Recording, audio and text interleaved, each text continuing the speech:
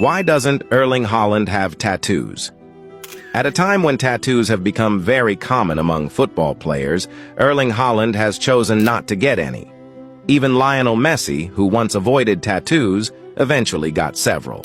Haaland has two main reasons for this decision. The first is the influence of his father, Alf-Inge Haaland, a former footballer who taught him from a young age that an athlete's body is one of their most valuable assets and should be taken care of. Because of that, Haaland prefers to avoid anything he considers unnecessary. The second reason is his personality. Haaland is known for being calm and practical. He has no interest in following trends or copying others.